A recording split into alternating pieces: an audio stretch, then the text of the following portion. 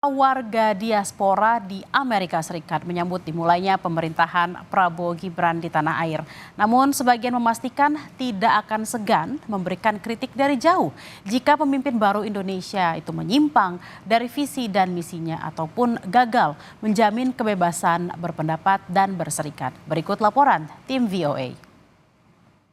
Terlepas dari perbedaan dukungan saat Pilpres Februari lalu, beberapa warga diaspora Indonesia menyambut Prabowo Subianto sebagai presiden baru Indonesia, baik dari pendukungnya. Wah, senang luar biasa. Finally, kita punya presiden yang kita harapkan buat kemajuan, kemakmuran, keadilan. Maupun dari mereka yang berseberangan. Saya kira it's time to duduk sama-sama, kasih waktu. Kita mau melihat apa sih polisinya pemerintahan yang baru. Itu bisa kelihatan di 100 hari pertama gitu loh. Pemilihan, itu kan kita demokrasi ya. Jadi ada perbedaan pun nggak apa-apa, dijalanin aja. Tapi setelah itu kita kembali lagi menjadi satu wadah komunitas kita, yaitu This is for Indonesia.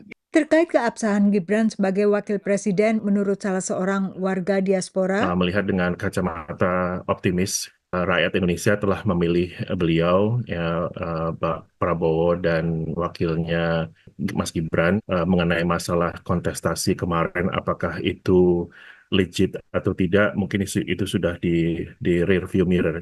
Meski mendukung kepemimpinan Presiden Prabowo Subianto bersama wakilnya Gibran Rakabuming Raka, menurut sejumlah warga diaspora Indonesia, mereka akan tetap mengawasi sekaligus menuntut janji-janji saat kampanye maupun dalam pidato pelantikan.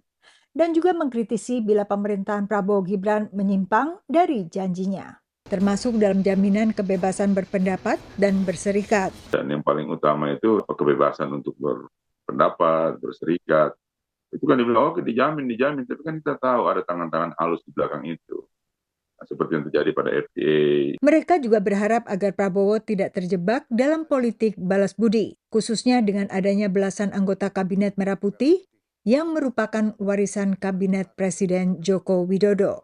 Apalagi 10 tahun terakhir ini kan kayak kita disuguhi lip service yang berlebihan. Nah, itu yang kita harapkan ke depannya tidak terjadi seperti itu. Karena ini harus berubah. Kita harapkan siapa aja di belakang Pak Prabowo dapat berdiri tegak. Sementara Indonesian Muslim Society in Amerika berharap Prabowo akan bersuara lebih lantang terkait konflik Israel-Palestina. Proof is in the pudding. Saya mendengar pidato beliau itu, saya cukup encourage gitu ya. Beliau membicarakan mengenai masalah ketidakadilan di Palestina dan beliau melakukan beberapa statement mengenai itu. Ya, selama ini Indonesia sebagai negara Muslim terbesar, saya kira masih kurang gaungnya gitu. Ketua Gerindra USA mengatakan yakin Prabowo tidak akan menolak kritik.